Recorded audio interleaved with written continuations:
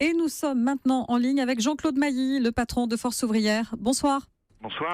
On vient d'entendre le patronat qui n'est pas content. Vous non plus, Jean-Claude Mailly, vous n'êtes pas content. Alors, ce qui concerne Force Ouvrière, non, j'ai confirmé au Premier ministre notre désaccord, et qu'il reconnaît d'ailleurs lui-même. On a sur la philosophie du texte qui consiste à vouloir décentraliser la négociation collective au niveau des entreprises, ce qui affaiblira les droits des salariés, comme cela s'est produit dans beaucoup d'autres pays. Alors il y a quelques corrections qui ont été amenées, pas surtout d'ailleurs, contrairement à ce que disaient les médias ces derniers jours. Par exemple, sur le licenciement économique, il n'y a pas de correction d'apporter, et demeure les séries de problèmes sur les heures supplémentaires, sur le travail de nuit, sur la médecine du travail, sur la modification du contrat de travail en cas d'accord de maintien ou de préservation de l'emploi, puisque le projet ne bouge pas là-dessus. Les salariés qui refuseraient seraient non plus licenciés pour motif économique, mais pour motif personnel. Donc autant de raisons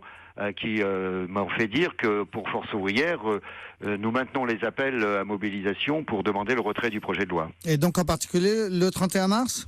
Le 17, il y aura, vous savez que le 17 mars cette semaine, il y aura ici ou là des manifestations. Sur Paris, il y en aura une. Et bien entendu, le 31 mars, qui est un appel à la grève et à des manifestations ce jour-là. Et ce que vous demandez, c'est donc le retrait du projet. Ça veut dire quoi ? Qu'on ne peut pas discuter avec Force Ouvrière ? Ah non, pas du tout. Ça ne veut pas dire qu'on ne peut pas discuter avec Force Ouvrière. J'avais demandé la suspension. La suspension, ça signifie quoi ? Ça veut dire qu'on ne met pas de calendrier et on rediscute de tout, y compris de la philosophie générale. Nous sommes, nous aussi, demandeurs d'une réforme. Mais une réforme qui apporte des droits aux salariés, non pas qui retire des droits aux salariés, qui demain conduira à ce qu'ils soient plus précarisés.